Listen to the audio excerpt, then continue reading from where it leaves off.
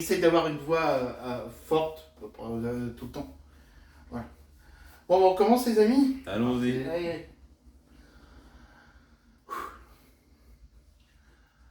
Bonjour, bonjour. Bah écoutez, bienvenue à la Taverne de Lugue. Et là, encore une nouvelle fois pour le Geek Tour. Cette fois, hier, c'était chez Bruce Trincal, que je remercie encore énormément. Et aujourd'hui, j'ai été invité donc chez Isma. Isma, comment il va? Bah écoute, ça va super, ça va très bien. Donc là, on a accueilli notre chère Camille pour parler évidemment de comics notamment et de création. Donc cool, vous voyez qu'il a les couleurs qu'il faut, hein, voilà.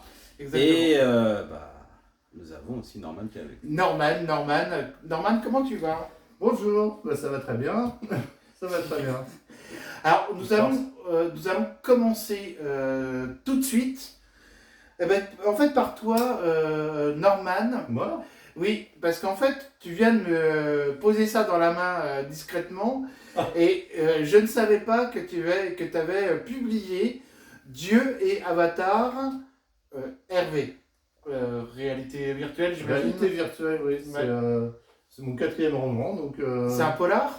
oui, c'est un mélange de polar qui se passe, qui est lié à un jeu de vidéo en réalité virtuelle d'Heroic Fantasy. Donc, ça mélange l'Heroic Fantasy, le polar, la réalité virtuelle. Donc, c'est pareil, c'est une histoire que j'avais en tête depuis un moment. Ça, c'est un unitaire, hein, c'est pas une trilogie. Et je réutilise des personnages de Dieu et Avatar dans Sister Love 2 et 3. Donc, D'accord. voilà. Sister Love, voilà, que je montre. Hop, Couverture d'Isma. couverture d'Isma. Là, j'ai tout fait moi-même, c'est mon précaré. J'ai même publié sous mon vrai nom, donc Pascal BM. Et j'ai tout fait dessus, donc voilà, c'est mon petit précaré, c'est celui sur lequel j'aurais tout fait. Donc voilà. Oui, donc si vous le cherchez, c'est bien sur... C'est Amazon aussi. c'est sur Amazon et c'est Pascal BM, hein, B-E-H-E-M. C'est bien ça. Et c'est quel éditeur? Non, bah oui, c'est Amazon. C'est Amazon. Voilà. Donc n'oubliez pas Sister Love de notre ami Norman. Donc nous allons pour le Geek Tour, comme vous savez, c'est je choisis des objets qui normalement correspondent aux passions des personnes que j'interviewe. Donc on va faire un petit truc sur Jaws, les dents de la mer. Alors, je vais commencer par toi, Isma, puisque c'est chez toi que je l'ai pris. Est-ce que tu peux nous dire ce que évoque pour toi les dents de la mer?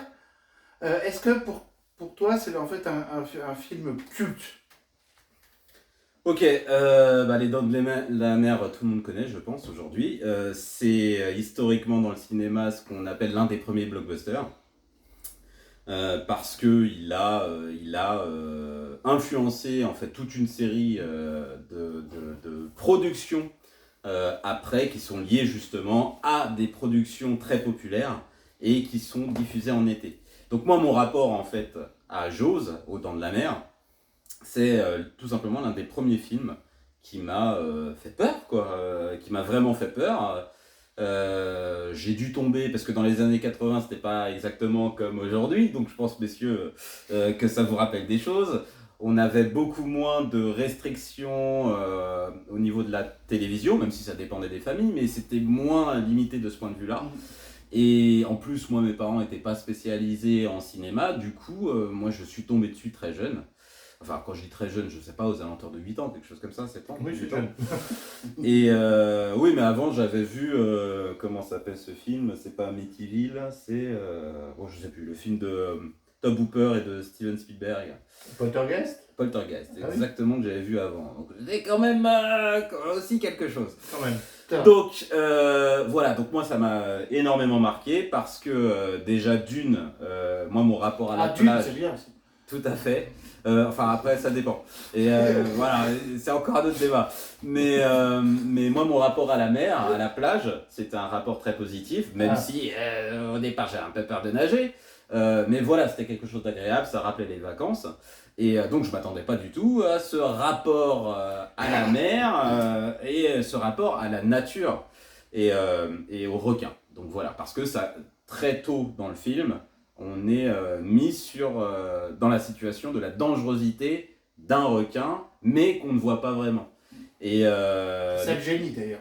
comment ? C'est ça le génie, c'est-à-dire qu'en fait C'est on ça. ne le voit pas. Et Génie indirect parce que c'est parce que le requin ne marchait pas. Oui, Voilà, oui. exactement. Voilà, C'est ça. Donc il y a énormément de choses à dire sur le film, donc je vais essayer d'être synthétique, mais en gros, donc ça a été un gros coup de poing dans ma figure sur ce qu'on pouvait faire au cinéma.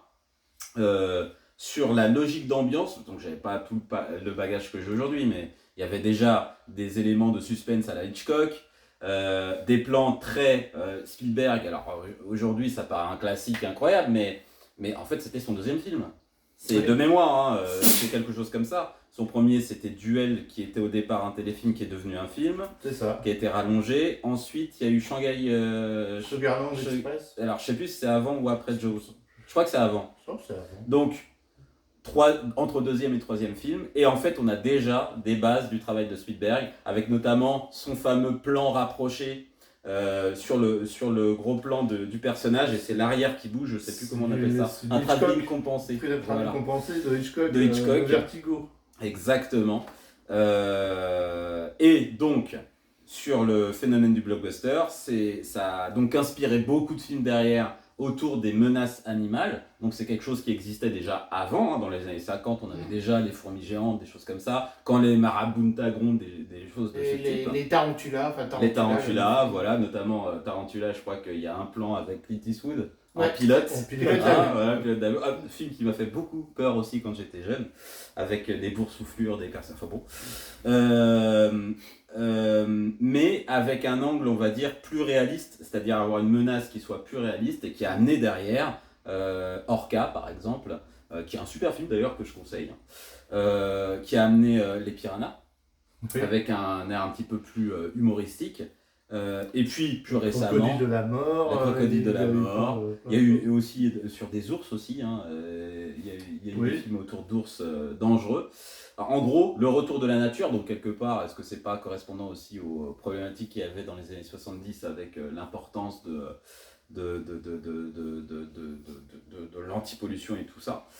Et des radiations qui peuvent créer des monstres ou les réveiller. Alors, pas vraiment, justement, la dangereuse, non, c'est vraiment la Ouais, nature enfin, en tant que telle, tu vois. Oui. Voilà.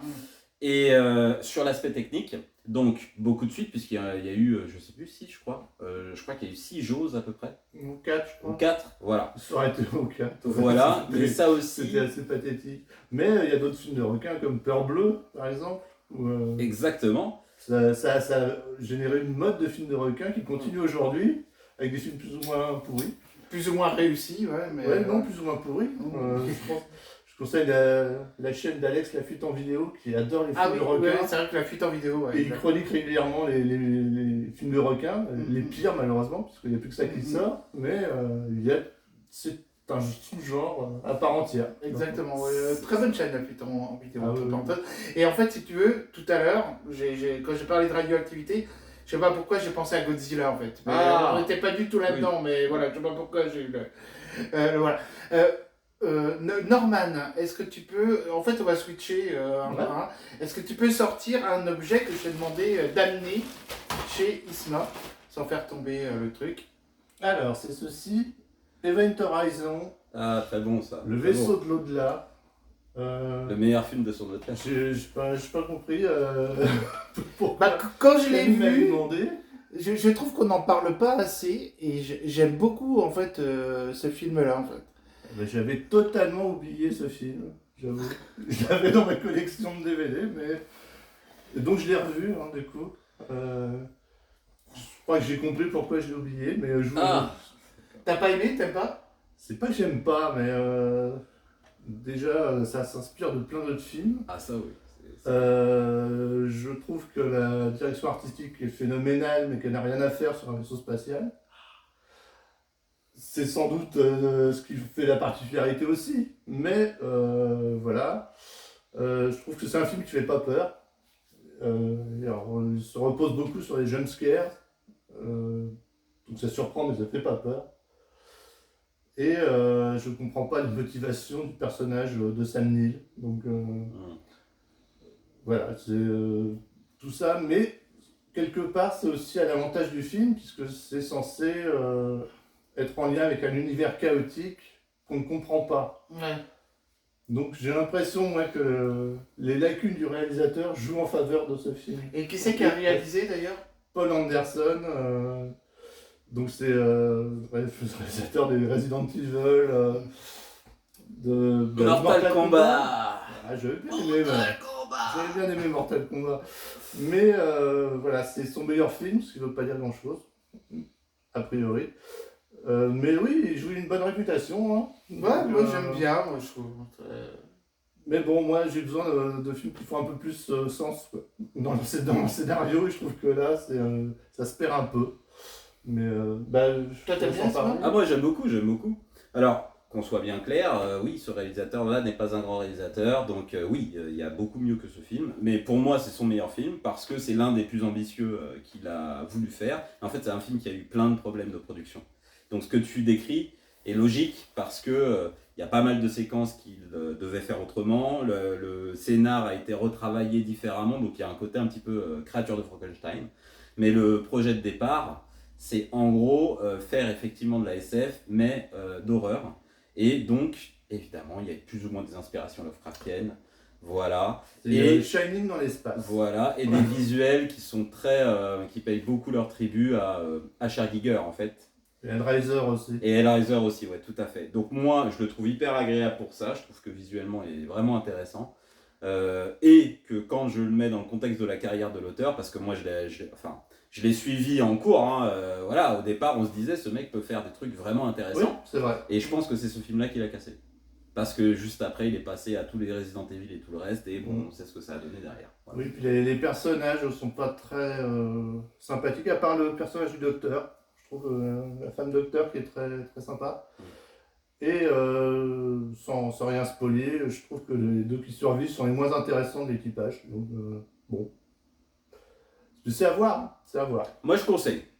Et Camille? Pareil, moi je le conseille aussi parce que moi j'aime bien. C'est pas un chef-d'œuvre, effectivement, c'en est pas un. On voit qu'il y a effectivement qu'il y a eu des problèmes de tournage. Par contre, il y a un sacré boulot. Mais moi j'aime bien la fin. Je trouve la fin, je sais pas, je la trouve terrible. Enfin, j'aime beaucoup la fin en fait. Mais c'est pas la trop folie, envie, quoi. ouais. C'est la folie. La folie, c'est ça, la folie. Confronté au mal. C'est très Lovecraftien, effectivement, comme concept. Quoi. Et en fait, on va passer Alan Moore et Eddie Campbell, une autopsie de Jacques l'Éventreur, From Hell. Donc là, je l'ai pris chez toi, Isma. Est-ce que tu peux nous dire un peu plus sur From Hell? Ah, il y aurait tellement à dire, donc bon, on n'est pas censé faire une vidéo de 3 jours, donc pareil, je vais essayer d'être synthétique, mais... merci, alors Norman... Alors, je l'ai aussi. Vas-y. Mais en gros, juste les bases du projet, pour le comprendre. Donc Alan Moore, à ce moment-là, est dans une période où il est sorti des grands éditeurs. C'est passé des clashs, notamment avec DC, avec Watchmen et ainsi de suite, et donc... il est dans une logique d'essayer de produire des choses par lui-même, des choses qui lui appartiennent. Voilà. Et l'une de ses passions, c'est aussi de comprendre le monde en tant que tel. Et du coup, il s'est piqué de raconter, en fait même plus ambitieux, il s'est piqué de lui trouver qui était Jack l'Éventreur. Et donc, c'était le but de son livre au départ, de sa bande dessinée au départ.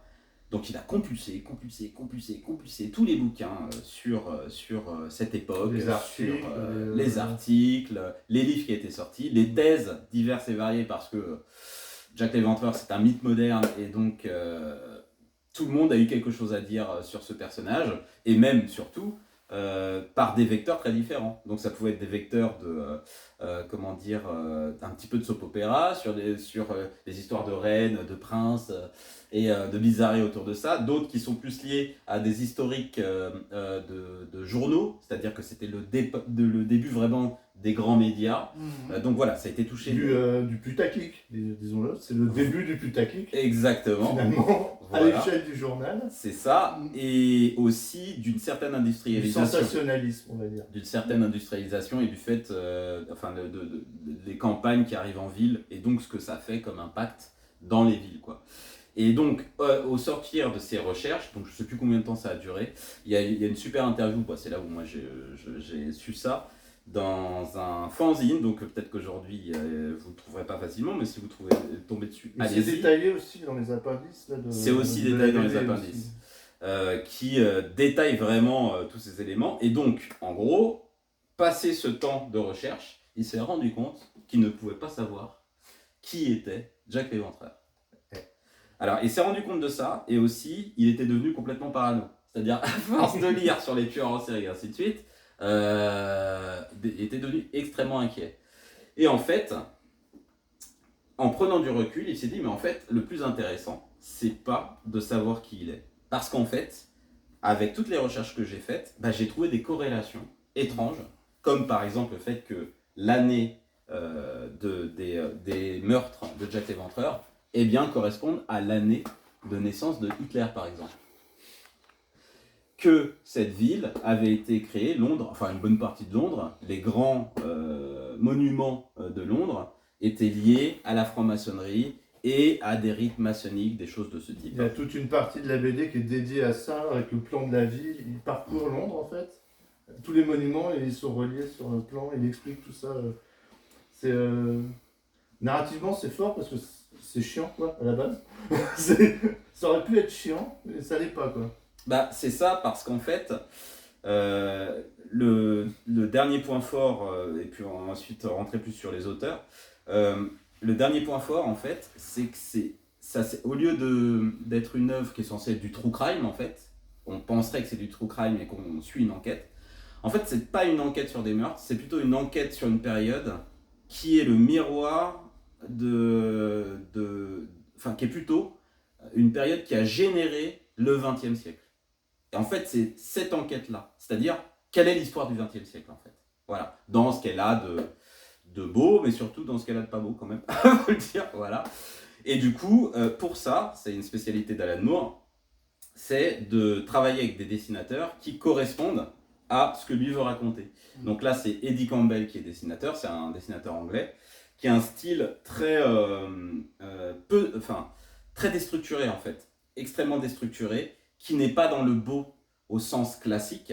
Il ne cherche pas à faire du beau, il cherche à faire du naturalisme en termes de dessin, c'est-à-dire que dans son trait même, on a des émotions qui sont très liées au récit. Donc on a, évidemment, puisqu'on parle de Jack l'Éventreur, on a des images de mort, hein, c'est très cru, mais avec un dessin qui n'est pas totalement réaliste, et du coup, ça en devient encore plus horrible, en fait. Je sais pas pour toi, mais il y a des images où quand tu compares à la photo, évidemment la photo est horrible, mais le trait, c'est comme si il aspirait l'âme des personnes qui étaient décédées pour les rendre son dessin presque vivant, alors qu'il dessine des personnes mortes. Donc voilà, c'est un récit fleuve. Je sais plus combien il y a de pages, il y en a beaucoup, vous voyez, Ouais. voilà, tiens, bah voilà, c'est ça. Ouais, c'est 500 pages. Hein.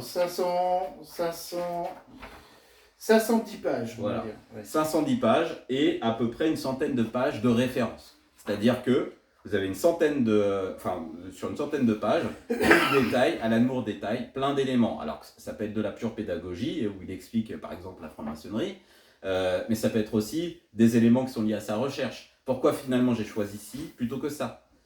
Pourquoi finalement ? Parce que comme je vous disais, il y a plusieurs thèses potentielles, et donc il a choisi dans une des thèses qui existait. Voilà. Et il explique pourquoi il a choisi celle-ci plutôt que d'autres.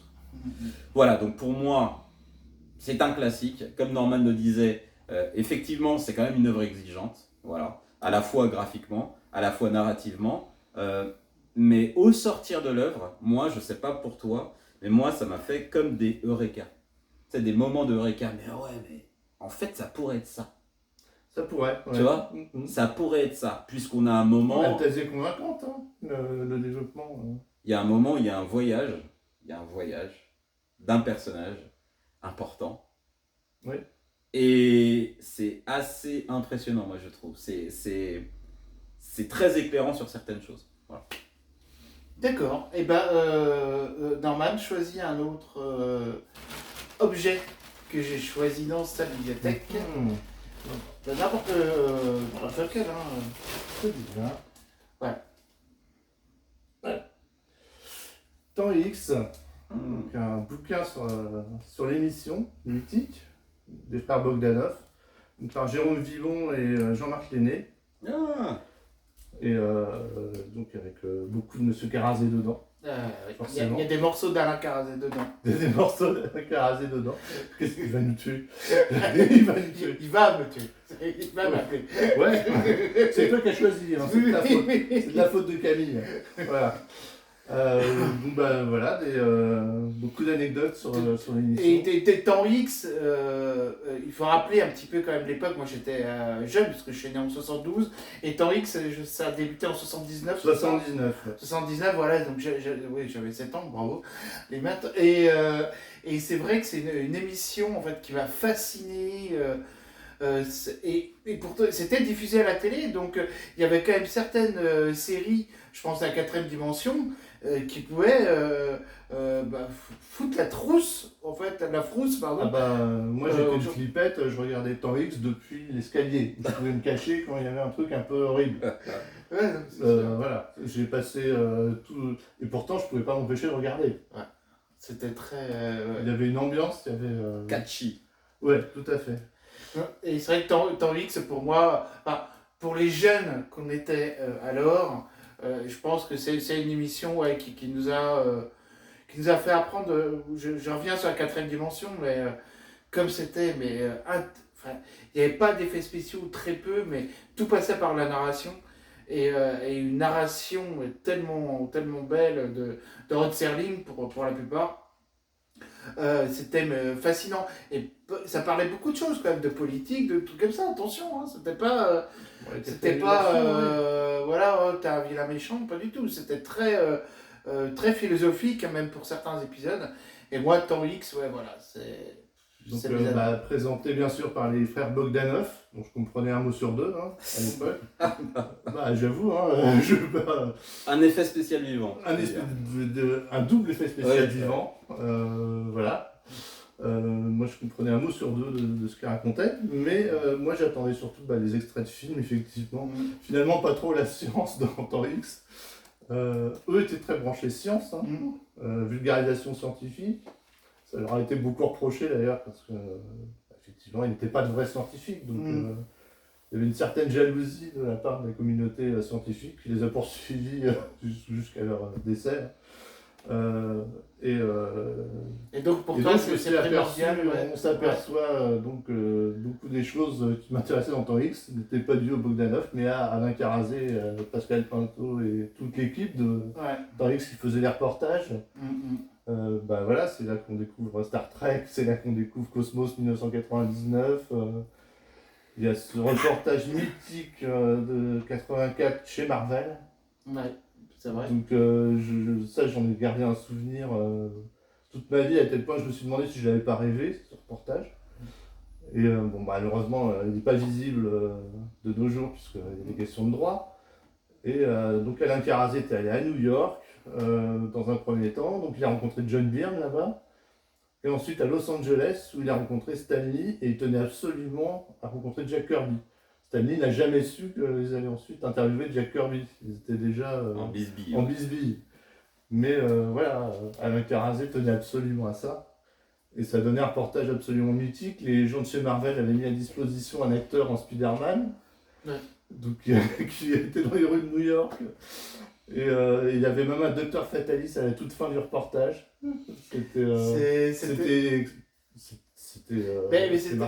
faisait preuve d'imagination et c'est vrai que c'était. Moi je connaissais Marvel depuis un an, parce que moi mon spécial Change 33 était paru en 83, donc j'étais vraiment en plein dans la découverte de Marvel et c'était magique, quoi. Moi, de toute façon, je connaissais Marvel depuis 79, même 74, mais j'ai commencé ma collection en septembre 1979 par le Strange 117, et en décembre 1979 par le Space Strange 18, si je me rappelle bien.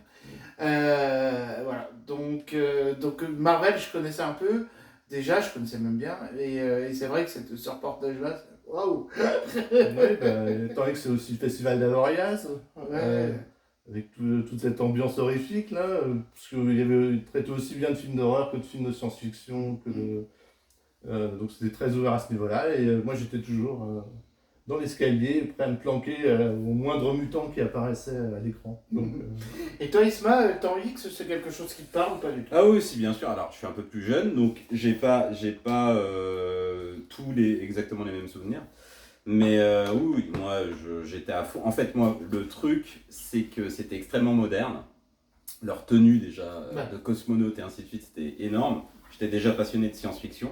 Et je pense qu'ils y sont aussi pour quelque chose. Hein. ils n'ont jamais voulu quitter leur combinaison. On leur a dit à un moment donné, arrêtez, c'est ridicule, quittez vos combinaisons argentées. Ils n'ont jamais voulu. Ouais. Ça faisait partie de Bah ouais, pour moi, c'est personnage, le donc, décorum. C'est le cachet, quoi. Ouais. Et en plus, il y avait toute une partie pédagogique, et donc à l'époque, donc il y avait des films très novateurs qui sortaient. Il y avait Tron, par exemple. Il y a Terminator aussi. Enfin voilà. Et donc il y avait pas mal d'éléments sur ce qu'il y a derrière, comment ça fonctionne, Oui. comment c'est fabriqué, des choses comme ça. Et Beaucoup de reportages dans les coulisses. Exactement. Et c'est à l'époque, il y avait vraiment les films fantastiques et de science-fiction, c'était Temps X. Les films normaux, c'est Mardi Cinéma, c'est d'autres émissions. Il y avait vraiment Et les westerns pour la dernière. dernière séance, mais la aussi dernière des séance. films fantastiques et de science-fiction. Mais Voilà. Et moi, je me rappelle d'une image qui m'avait marqué. Pendant très longtemps, je ne savais plus où je l'avais vue, mais en fait, ça devait être dans Temps X. En fait, ils avaient passé un teaser de La Mouche. ouais. Et en fait, c'est le moment où il perd tout de ses dents devant son Ah, miroir. ils n'avaient quoi. pas peur de montrer les extraits. Et franchement, ça m'avait fait un effet bœuf. J'étais, qu'est-ce que c'est que ce truc? Alors, à la fois effrayé, mais en même temps extrêmement curieux. Qu'est-ce qui a pu arriver à ce mec-là, quoi? Ah ouais. Voilà, c'est des années après que j'ai fait le lien entre les deux, quoi. Donc voilà, pour moi, effectivement, je pense que ça a porté des générations entières Ouais, sur c'est sûr. les univers fictionnels, Mhm. science-fictionnels, et aussi avec une vision aussi de l'avenir extrêmement positive, ce qu'on n'a plus vraiment aujourd'hui. Et ce qui est étonnant, c'est que ça a été découvert après coup, vraiment l'influence qu'a eu tous ces reportages, toutes Ouais, ces c'est vrai. émissions. Oui. Alain Carazé dit dans le livre que à l'époque, ils n'avaient pas de retour. Ouais. Ah oui. Il y avait du courrier des lecteurs, mais il y avait pas de retour dans la presse. Même la presse spécialisée, écran fantastique, même movies, ils ne parlaient pas de Temps X. Ouais. Donc, Alain Carazé se demandait si vraiment il y avait des gens qui regardaient, s'il y avait un impact sur les gens. Et c'est rétrospectivement qu'il s'aperçoit que, bah oui, ça a eu une influence considérable sur les enfants qu'on était. Je pense. Et c'est vrai que ça nous a éveillés à plein de mondes comme ça, non seulement de fantastique, de science-fiction, et c'est vrai que ça nous a pas du tout fragilisés, mais au contraire, ça nous a forcé comme ça à voir des images et à les comprendre et à les analyser. Ça faisait partie de nos rêves. Et Non, puis il faut laisser les enfants avoir peur, il y a un moment. oui, voilà. bah oui, faut Ça pas... fait partie des plaisirs Bien de sûr, l'enfance de se bien faire sûr. peur sur des choses que plus tard on regardera en disant bah Bien ouais, sûr. c'était pas si terrible. À l'époque, quand t'es enfant, ça fait partie de l'enfance. Hein. Bah, de toute façon, oui. Alors, nous allons passer à Paul Pop, Battling Boy. Donc ça, c'est toi. Ah, moi, je ne connais pas du tout. Donc, Isma, je vais te laisser en parler. C'est quoi? Ok, donc Battling Boy, c'est une histoire très simple, très inspirée de la mythologie. Excusez-moi, j'ai plus de voix. Vas-y. Donc, pour présenter les choses, je vais vous présenter quand même l'auteur. Donc l'auteur s'appelle Paul Pop, c'est un auteur américain qui a une carrière un petit peu d'outcast, parce qu'il a quelquefois travaillé pour DC et Marvel, mais pas sur des séries régulières, et de toute façon, c'était pas réellement son objectif. Donc c'est un mec qui était d'abord passionné par le dessin, par la narration, et donc il a fait toute une partie de son apprentissage au Japon. Donc il a bossé dans du manga, des choses de ce type, quoi. Donc c'est plutôt un auteur expérimentateur et qui a un goût très fort, créatif, et il peut pas se mélanger avec n'importe quelle histoire, en fait. Et il est d'abord très narratif. Voilà. Avant on parlait d'Alan Moore, qui lui est très très full scénar et hyper construit. Là on est plutôt sur un auteur qui construit un petit peu à l'émotion, en fait. Et donc quand il arrive à Battling Boy, il a déjà fait plusieurs projets qui ont fonctionné, notamment Batman 100 chez DC Comics, mais lui-même dans ses propres collections, il a une œuvre qui s'appelle Evil Liquid notamment, où on est souvent dans des univers futuristes, mais rétro-futuristes, où en inspiration, il a vraiment des inspirations extrêmement larges, donc évidemment de Jack Kirby, mais il est inspiré aussi par l'auteur de comment ça s'appelle ce personnage, par les Fumetti, voilà, pour faire simple, par les Fumetti, par du manga, et donc tout ça transparaît dans son travail. Et en fait, sur Battling Boy, l'idée, c'était justement d'avoir une histoire qui soit la plus simple possible pour pouvoir parler au maximum de gens. Donc en partant sur de la mythologie. Donc en fait, il reprend une mythologie plutôt nordique, donc avec des personnages type Thor,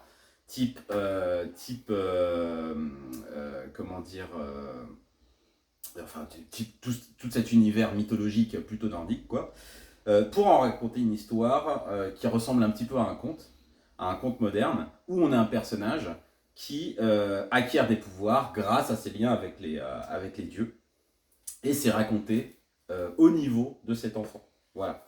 Et le gros truc pour moi, c'est, comme je vous le disais, c'est d'abord un graphiste, c'est vraiment graphiquement. C'est-à-dire qu'il a repris ce qui pour lui fonctionne le mieux dans les logiques mythologiques, donc comme je vous le disais, du symbolisme, beaucoup de symbolisme, et dans la narration en fait, beaucoup de narration avec peu de dialogue, et qui joue vraiment sur les physionomies des personnages, sur les espaces entre les cases, entre les décors, et une narration extrêmement intéressante, quoi. Donc voilà, c'est un bouquin que je conseille pour ça, même si c'est pas mon préféré de Paul Pop. Je vous conseille plus même encore Evil Liquid. Le but c'est quand même que ce soit une bande dessinée vraiment pour toute la famille. Et c'est vrai que bon, moi j'aime bien quand c'est un peu acide, donc je vais plutôt vers ce qu'il a fait précédemment. Pour la petite anecdote, et puis je vous laisse continuer, c'est un auteur que nous on a connu avec un pote dessinateur, aux alentours de 2010, où en fait au Salon du Livre il était invité pour notamment l'adaptation, je crois, d'Evil Liquid en France. Et en fait à ce Salon du Livre, on a eu une alerte à la bombe. Ah, sympa. On a eu une alerte à la bombe, donc nous on était en train de regarder un artiste, parce que évidemment lui, Paul Pop étant connu, il y avait beaucoup de gens qui étaient là, donc nous en attendant on avait été voir d'autres gens. Alerte à la bombe, on nous indique la sortie, on va sortir, et mon pote me dit mais tu sais quoi, on peut en profiter pour aller voir Paul. Donc lui il avait vu la semaine précédente à Album, et je fais vas-y viens on va voir. Donc on le cherche, et c'est très parlant en fait du personnage et de comment il dessine et de quelle est son attitude en fait créative. On le cherche et on voit sur une porte de secours en contre-jour un personnage dégingandé en train de fumer sa clope comme ça, voilà. Comme l'un de ses personnages, ouais, c'était lui. Donc on lui parle et il nous fait vous connaissez un endroit où on peut se poser ici? On dit ouais mais qu'est-ce que tu veux faire? Elle fait non mais j'en ai marre, moi, les salons ça me saoule, voilà. C'est pas mon délire tout ça, voilà, bon là j'en profite en plus, et ton éditeur ça va pas être un problème. Il fait bon moi j'y vais, si vous voulez venir vous venez. Et donc en fait on s'est retrouvé, je crois que c'était à Wagram de mémoire, on s'est retrouvé à chercher un endroit où se poser, un café où se poser. Et donc on est arrivé dans un café PMU classique sur le comptoir. Il n'y a pas plus français. Exactement. Et pendant 2 ou 3 heures, on a discuté créa. Et donc lui, il avait quand même pris un peu de matos, quoi. Il avait des petites feuilles et on parlait. Et puis en discutant, il dessinait, quoi. Et au fur et à mesure, les gens qui étaient venus pour le PMU, au fur et à mesure, ils commençaient à demander des dessins, tu vois, voilà, c'était magnifique. Et il nous a donné des conseils de dingue, notamment un conseil en disant mais non mais les mecs vous réfléchissez trop, vous cassez pas la tête. Moi meilleures idées je les ai trouvées dans mon bain. Voilà. C'est un moment arrêtez sur la technique, faites votre truc. Voilà.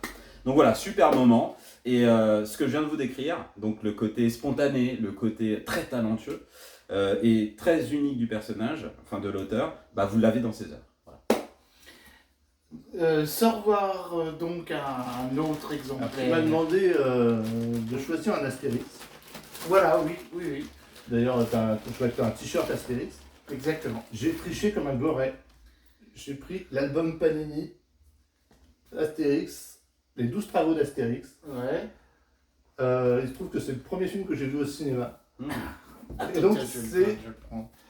c'est l'album de vignettes Panini des 12 travaux d'Astérix. Et donc, il y avait aussi des références aux autres histoires d'Astérix dedans. Donc, vous pouvez collectionner Cléopâtre et d'autres personnages.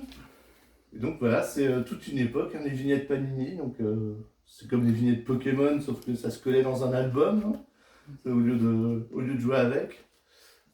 Ça évoque quoi pour toi, Astérix? Et les Astérix, dessins animés, bah, les... De toute façon, j'ai été élevé tout d'abord au journal de Mickey, hein, et ensuite la BD franco-belge, les classiques, Astérix, Lucky Luke, les Schtroumpfs, Gaston Lagaffe, Spirou, donc les grands classiques, mais évidemment Astérix fait partie de ces classiques. Et je crois J'ai qu'on tous a les tous, albums. on a tous commencé par de la BD franco-belge, je Oui. pense, quand on était gamin, quoi. Alors, il t'en manque, hein, des vignettes, j'ai vu ça. Oui, il en manque un peu, ouais. Ah, ouais. bon. Mais il en manquait toujours à la fin. On Moi pouvait j'ai jamais réussi à en écrire, terminer un seul. Voilà. On pouvait écrire pour avoir les vignettes manquantes des fois, mais bon, fallait pas s'y prendre trop tard non plus, je pense. Mais j'en ai pas mal, hein, il est bien rempli quand même. Ouais, oui, oui, non, mais j'ai vu. Non, mais ça crée bons souvenirs, les BD Donc, c'est franco-belges. les avec, produits dérivés. Donc là, c'était une pub pour les puzzles d'Argo. Il y avait des puzzles pour Is No Good, Lucky Luke, Achille Talon. Donc voilà. Alors, si vous voulez Peut-être voir que un ça truc plairait, sur les puzzles, allez sur la chaîne Les Geeks Anonymes de la zone 56. Ouais. Et ils ont récupéré des puzzles, justement. D'ailleurs, excellente chaîne pour aller aussi les voir. Vous allez voir des Donc là, vieux puzzles, etc. Vraiment il y a des excellent. images du film. Hein. À l'époque, pour avoir des images de film, c'était pas évident. Hein. Donc, c'est le premier film que j'ai vu. Voilà, c'est une voisine qui m'avait emmené avec sa fille voir Astérix. J'ai un souvenir très fort de cette première séance parce que quand je suis arrivé, c'était le générique de fin de la séance d'avant. Donc, ça m'a semblé très très bizarre. Et effectivement, à la fin de la séance, il y avait ce générique, le même. C'est là que j'ai découvert oui, que le cinéma, c'était pas des images qui bougent comme ça, c'était fixe, quoi. Mine de rien, quand t'as, je sais pas, j'ai dû avoir 5-6 ans, c'est un souvenir qui m'a marqué à vie, quoi. Ma première séance de cinéma. Les 12 travaux d'Astérix, donc effectivement, voilà, la BD, j'ai toutes les BD et j'ai vu tous les dessins animés, oui. Puis c'est vrai que les 12 travaux, ils sont excellents. Surtout là où quand il va à l'administration et qu'il demande le fameux formulaire et qu'ils viennent tous dingos là-dedans. Avec 21-3. Au deuxième étage, vous allez au quatrième étage. Non, mais c'est culte. C'est culte. C'est fabuleux. C'est vraiment culte et je pense que... Un scénario original en plus. Ouais. C'était pas un scénario des albums. Ouais, carrément original. Et je me demande si Invincible, c'est pas culte aussi. Alors, Invincible, Isma, c'est ton tour. Donc, de Robert Kirkman, Cory Walker et Ryan Otley. Invincible, c'est quoi Invincible? Est-ce que t'aimes bien Invincible? Ah oui. J'aime beaucoup. Donc, Invincible, c'est un auteur Robert Kirkman, qui est aussi l'auteur de The Walking Dead, qui en fait a réussi quelque chose que beaucoup d'auteurs auraient voulu réussir, c'est-à-dire créer son propre univers, mais en racontant quand même du super-héros. Donc c'est-à-dire que il a bossé de temps en temps pour Marvel et DC, mais surtout après Invincible plutôt qu'avant. Et son idée, c'était de réunir ce qui était pour lui le super-héros au sens large, et donc en partie ce que toi tu aimes, Norman, sur le super-héros, c'est-à-dire l'aspect soap opéra, donc familial, cast autour, l'aspect Silver Age, donc des grandes histoires, des grandes épopées, où on a un personnage qui évolue, et un aspect un peu plus moderne sur des problématiques qui touchent plus notre époque. Donc le personnage s'appelle Grayson, c'est pas pour rien, puisque c'est un mix de plusieurs personnages connus. Comme je veux pas trop non plus dire de l'œuvre. Alors, au passage, Vas-y, ouais. une des identités de Sister Love dans les romans, c'est Amanda Grayson aussi. Ah bah voilà. Ouais, tu vois. J'ai grands esprits se rencontrent. Exactement. C'est le bouillon culturel que, comme dirait Alan Moore, le monde des idées parfois se touche alors qu'on s'y attendrait pas. Ouais. Et donc l'idée c'est celle-là au départ, d'avoir une histoire fleuve, et l'un des éléments aussi qui touchait Kirkman, c'était que le problème souvent dans les séries de super-héros, c'est qu'en fait elles n'ont pas de fin. Elles n'ont pas de fin, c'est sans fin, voilà. Et lui il voulait vraiment raconter une histoire globale sur un personnage jusqu'à ce qu'il considérait être la fin. Donc c'est ce qu'il a fait avec cette œuvre, je ne sais plus combien il y a de tomes en total, je crois qu'il y en a 5 ou 6 à peu près. Et on suit l'évolution de ce personnage, donc qui s'appelle Invincible, qui est, là je fais le pitch rapide de départ, c'est un adolescent comme tout le monde, un petit peu un Peter Parker en fait, hein, voilà, qui a les mêmes problématiques que Peter Parker pouvait avoir. Il a une famille, il a un père, il a une mère, et pratiquement du jour au lendemain, il apprend que son père est en fait un super-héros, qu'il est le super-héros phare de cet univers, et qu'en fait il est extraterrestre, et donc lui-même est extraterrestre. D'accord. Ah oui. Et du coup, qu'est-ce qu'il va faire de ses pouvoirs? Est-ce qu'il va suivre le chemin de son père ou pas? Et finalement, qu'est-ce qu'il va découvrir de ce monde? Voilà. Donc ça, c'est vraiment le pitch de départ. Et ensuite, ça utilise toutes ces idées jusqu'au bout. Donc il y a beaucoup d'éléments qu'on peut retrouver, où on peut se dire, tiens, mais ça me rappelle Spider-Man, ça me rappelle Flash. Sauf que lui, il va jusqu'au bout parce qu'il peut se permettre, c'est sa propre continuité quoi, il peut se permettre d'en faire ce qu'il veut. Et donc évidemment, il y a des références à des personnages connus, hein, il y a une Justice League, il y a des Avengers, il y a des choses de ce type. Voilà, et tout ça amené par graphiquement quelque chose d'assez fort aussi. À l'époque, puisque ça date de début 2000 à peu près, hein, donc Ouais. c'est publié chez Image au départ. À l'époque, les styles graphiques qui étaient rois, c'était soit des styles très pseudo-réalistes à la Jim Lee, soit des styles plutôt inspirés par le manga. D'accord. Pardon, comme Joe Madureira. Mm. Et donc, là, ils sont partis sur un style très peu détaillé pour jouer vraiment sur la dynamique, parce que ça, c'est un des éléments du dessin. Plus on met de détails, plus le dessin a tendance à sembler figé. Ouais. Et moins on en met, plus on a tendance à avoir l'impression que c'est léger. Et donc, il y a toute une narration qui joue avec ces éléments-là. Ce qui permet à un personnage qui vole d'avoir vraiment l'impression de voler. Donc, il y a plein de séquences hyper intéressantes, de jeux autour de ça. Et aussi un gros travail sur les onomatopées. Bon, on en parlait plus tôt avec... comment il s'appelle enfin, voilà, American Flag.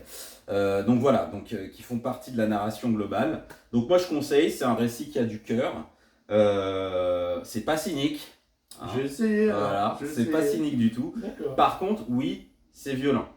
C'est violent, mais quand je dis c'est violent, c'est vraiment en accord avec ce que ça raconte, puisque il y a un personnage qui va énormément évoluer, et beaucoup de cette violence est due à lui, et sans cette violence, on ne percevrait pas autant son changement de cap. Voilà.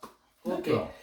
Ça va donc, ça va être le dernier, non ou, Non, avant-dernier. Ah, c'est avant-dernier, d'accord. Alors, on parlait d'Army of Darkness. ça. Là, c'est le jeu de rôle, en l'occurrence. Mais je pense qu'on va surtout parler du film. Ouais, exactement. Donc moi, Evil Dead, je suis une flippette, donc Evil Dead jusqu'à mes 20 ans. J'ai pas vu un Evil Dead. J'étais à l'armée en 90, on avait Canal+, donc à la gendarmerie à Évreux. Et le soir, ils ont passé Evil Dead 2. Alors, j'ai commencé à regarder ça. J'ai dit, ça va pas me plaire. Et j'ai adoré, quoi. J'ai adoré ce mélange humour et horreur. J'ai halluciné. J'ai vraiment halluciné devant ce film. Et je l'ai revu, il repassait le lendemain, je crois, pareil, à 23h minuit. Là, j'étais debout à regarder à nouveau Evil Dead 2. Et ouais, c'est devenu un de mes films préférés, quoi. Et bah, le troisième opus, on l'a attendu, je sais Longtemps. pas, très très longtemps. Ouais, 3-4 ans, quoi, un truc comme ça. Oui, facile. Et puis il est sorti bien après les États-Unis en plus. Et bah, la première fois que je l'ai vu, j'étais assez déçu. Parce que Ça change beaucoup. ça change beaucoup. C'était beaucoup plus humour que horreur finalement. L'horreur avait vraiment pris le dessous. Mais bon, j'ai appris à l'apprécier après pour ce qu'il était plus tard. Et donc voilà, bah, il faut savoir que Army of Darkness c'est une licence à part entière, indépendante d'Evil Dead. Et indépendante d'Evil Dead 2 parce que c'est pas les mêmes compagnies qui possèdent les droits de ces films. Et donc il y a un comics chez Dynamite, Army of Darkness, et chez Vestron ils ont un comics Evil Dead 2. D'accord. Donc forcément qu'ils utilisent des éléments communs, mais H. c'est pas la même licence, oui. Bah, H et tout ce qui apparaît dans le film, quoi. Mais Et c'est Didit. pas la même licence, quoi. C'est étonnant. Donc oui, bah, une grande, 3 grands films. J'ai pas vu la série, faut que je la voie. Ah, j'ai vu. Alors, Et alors Bah, j'ai bien aimé, mais évidemment, le gros truc de cet univers, c'est Sam Raimi. c'est la réalisation, oui. Voilà, Ouais. et dans la série, bah, il y a peu d'épisodes qui sont réalisés par lui et ça se voit. Oui, avec le premier, je crois. C'est ça. Mais le premier, il a triché, parce que lui, il a pris 20 jours pour faire son épisode, quand les autres avaient une dizaine de jours pour le faire. Donc, C'est pas faux. voilà, il y a aussi le temps qui fait que il a Mais pu il y a la patte imposer aussi, son il y a la style, patte, on voit vraiment, la patte de Raimi, elle est hyper importante pour cet univers, quoi. Oui, puis je sais plus, dans un live chez toi, j'avais parlé d'Evil Dead et de la conception du premier film. Ouais. C'est une histoire de potes, une histoire de 3 potes, plus des personnes qui ont gravité autour, mais c'est... et de voir que bah, cet univers a su trouver sa place finalement, et créer la carrière qu'on sait pour toutes ces personnes. Parce que aussi bien Sam Raimi que Bruce Campbell que Robert Tapper doivent énormément toute leur carrière à Evil Dead quasiment. Et d'ailleurs, je crois que Sam Raimi, à chaque fois, invite Bruce Bruce Campbell, ouais. Campbell, Dans les films, ouais. dans les encore caméo, un truc comme ça. Ouais. Bah oui, c'est Ouais. c'est une bande de potes, quoi, donc non, c'est sympa, super réalisateur et super univers. Eh bien, en fait, on va terminer du côté d'Isma. Alors, Isma de la chaîne Isma Mix Graphics Art. Bravo. Et. Bravo. J'ai pas demandé à Isma parce qu'il se rappelle jamais du T'as nom de répété. du nom de sa chaîne. T'as répété. Donc, oui, j'ai répété. Et lors de cette chaîne, je vous conseille d'aller sur la chaîne d'Isma. Il parle aussi de Batman. Alors, je vais te poser la question. Quel est ton rapport avec Batman? Et là, j'ai pris Vengeance oblige de Mazzucchelli et Frank Miller. Mais en général, c'est quoi Batman et peut-être pas pour parler de celui-là. Bah, Year One, pour les anglophiles. Mon rapport à Batman, c'est que il est arrivé au bon moment. Dans le sens où la première fois que je l'ai vu, bah, je l'ai pas du tout aimé. Voilà. J'ai pas du tout aimé parce que pour moi, on parlait de temps X précédemment. Et donc moi, j'étais très attiré par les choses très technologiques. Et donc un être humain qui se déguise en chauve-souris, bon bah ça me faisait pas beaucoup rêver. Mais en parallèle, j'étais très fan d'une série Disney Channel qui s'appelait Zorro. Ah, Eh oui, mais oui. Zorro le renard. Et notamment le générique qui m'a énormément marqué avec Zorro sur Tornado qui se cabre avec un éclair derrière. Enfin, une image incroyable, quoi. Et avec la sortie imminente du film de Tim Burton, en fait en France ils ont publié énormément de matériel plus récent. Ouais, c'est là qu'on a eu vraiment le plus gros de la production de Batman à l'époque. Voilà, et donc je suis tombé sur Year One, je suis tombé sur The Dark Knight. Dark Knight, Killing Joke certainement. Plus tard, Killing Plus tard. Joke, plus tard, peut-être 2 ans plus tard. Mhm. Et là, j'ai vu tout autre chose. Alors, faut se rappeler, moi je suis un visuel, d'accord? Donc, c'est forcément les choses qui me touchent le plus. Ce qui m'avait déplu dans la première fois où je l'avais vu, c'est que je trouvais que c'était étriqué visuellement. Bon, c'était pas du tout le cas avec Year One, c'était pas du tout le cas avec The Dark Knight, où il y avait une ampleur en termes de récit, en termes de narration, en fait, qui m'a totalement captivé. Le récit de base de la perte des parents par le héros et le fait du dépassement par une forme naturelle, quoi. C'est quelque chose qui m'a énormément marqué, mais clairement, c'est aussi les auteurs qui m'ont marqué, en fait. Donc voilà, ça c'est mon rapport à Batman. Il m'a fait encore plus rentrer dans le comics, en fait. Voilà, que d'autres choses. Donc voilà, donc depuis, je trouve que c'est un petit peu un personnage qui est une borne pour comprendre un petit peu comment la créativité rencontre un public. Pourquoi elle peut le rencontrer. Parce que c'est pas toujours des raisons très sympathiques, hein. Ça peut être tout simplement, notamment pour Batman, clairement, c'est parce qu'il rapporte du fric, il y a ça aussi, hein. Mais il y a aussi le fait qu'il a parlé à plein d'auteurs différents, et souvent des auteurs avec des gros caractères, je veux dire, des grosses individualités, et dans plein de domaines. C'est-à-dire, là je parlais de la BD, mais au cinéma c'est pareil, hein. On a eu du Tim Burton, c'est un auteur à caractère très précis, très unique. On a eu Nolan, pareil. En musique, on a eu Prince. Hein, pour ceux qui se rappellent. Oh mon dieu. Oui, mais on a eu Prince, quoi. Oui. Voilà, on a eu, comment il s'appelle, avec Burton, Danny Elfman. Danny Elfman. Donc voilà, c'est aussi un personnage qui a permis, et ça c'est aussi la force du personnage, je pense, c'est qu'il est assez précis pour qu'on le reconnaisse, mais il est assez vague pour qu'on puisse en faire quelque chose de personnel. Donc voilà ce qui m'a marqué sur ce personnage. Et ben je te remercie. Et Norman, bah, c'est le dernier. Le dernier, Qu'est-ce qui va nous sortir en deux parties, puisque tu m'as demandé un comics Marvel et un comics DC. Ouais, bah tu sors les deux. Alors je vais sortir le comics Marvel. Ah bah tu fais comme tu Tu veux alors. vas le détester. Ah ouais. Ah, Voilà. Impossible Man Summer Vacation Spectacular. Donc voilà, je voulais juste mettre l'accent sur l'aspect comique des comics Marvel, parce qu'on en parle très peu finalement. Et Marvel sortait des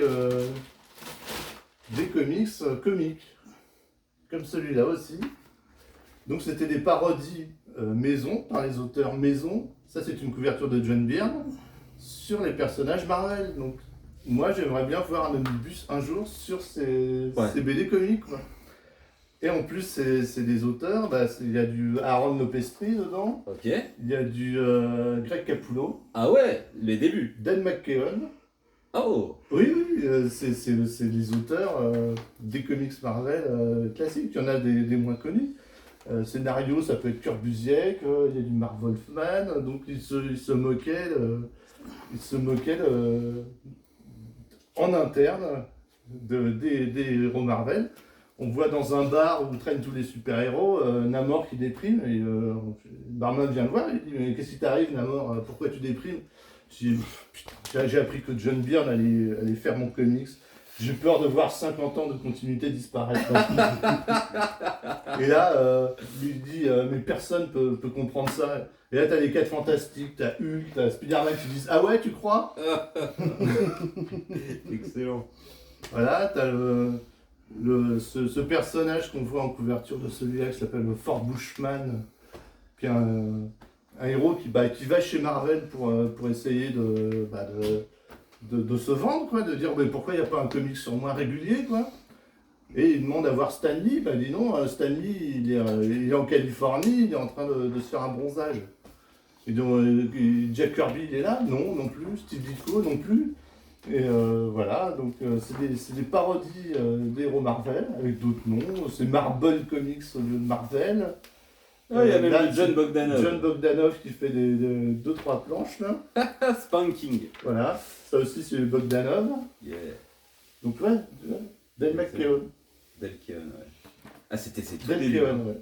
Dan McKeown. Auteur qui a fait un super run sur Hulk avec ouais. Peter David. Ça c'est ce que. Ça c'est du Dan McKeown, donc oui, auteur d'un futur run sur Hulk avec Ouais. des personnages très réalistes et Ouais. très... Excellent. Et voilà, Ah, la tronche de Daredevil.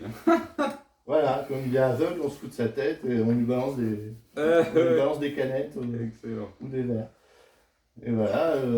Kang était Kang, déjà là. Kang est là. Voilà, c'est la fameuse scène où on voit Namor déprimé. Ah, elle est où cette alors ouais. Cette scène-là. Ah, Voilà, Namor qui déprime parce que John Byrne va effacer 50 ans de continuité de son comics. Et donc les vacances de l'homme impossible, donc c'est dans la continuité des 4 fantastiques, puisqu'à un moment Galactus va absorber la planète Popup, la planète de l'homme impossible, et pour sauver les habitants de la planète, l'homme impossible les absorbe tous. Et là, Il y a même du Escher. Ouais, bah oui, oui. Donc voilà, et ça c'est les vacances de l'homme impossible. Donc l'homme impossible, la femme impossible et tous les gamins impossibles viennent sur Terre. Ça c'est du Jadson Gus.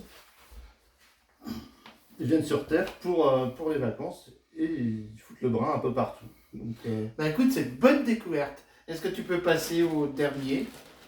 et le comics d'ici. Donc on reste dans la même veine un peu comique. Captain Carotte Ah et son Zoo Club. Alors, j'ai jamais vu, mais j'ai vu que des trucs. Voilà. D'accord. Donc il y avait Superman en guest star dans le premier numéro. Donc c'était par Roy Thomas au scénario et Scott Shaw au dessin. Donc des super-héros anthropomorphes dans une terre, je sais plus quel numéro il lui avait attribué, il s'attribue des numéros de terre parallèle. Et donc c'est Captain Carotte, donc qui est à la base un dessinateur de BD dans son univers et qui fait équipe avec Plastic Canard, Americanish.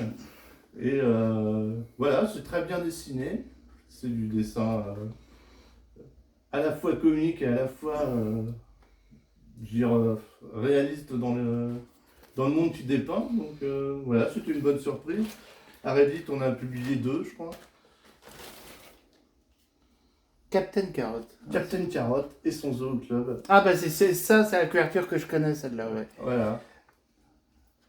Donc Ouais, voilà, ça. c'est...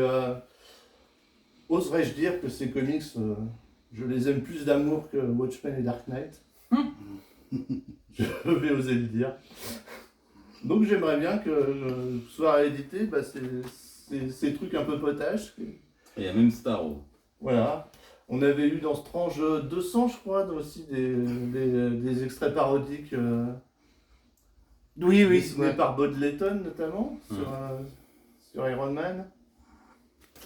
Donc voilà, c'est pas Il y avait connu chez Marvel. Iron May. Iron Man, tout Iron à fait. Man. Tante May en Iron Man. Un gros Iron Man, je sais plus comment il l'avait appelé. Et bon, voilà. Il y a tout un pan de Marvel à découvrir là-dessus, quoi. Je pense que ça ferait une bonne. Eh ben, c'est une bonne découverte. Bah, bravo, Norman. Bravo, bravo, bravo. Et puis moi, bah écoutez, je tiens à remercier mes deux compères. Moi, je vous dis donc à bientôt pour le Geek Tour. Je reviendrai donc à Paris dans 15 jours pour voir Jean-Michel Ferrigatti, là, cette fois. Et on crève de chaud, là. J'avoue qu'on est en train de crever de chaud. Parce que pour le son, etc., on a tout fermé et tout. Bon, en tout cas, moi, je vous remercie. Merci pour ce Geek Tour. Merci de m'avoir invité. Isma, c'était fort sympathique. On a passé une bonne soirée hier soir. C'était vraiment très très cool. Et moi, je vous dis donc à bientôt. Et bah écoutez, vous savez où? Bah, à l'intérieur de Lug. Allez, salut. Salut. Hop. Est-ce que je vais être obligé de... Ouais. Allez, au revoir.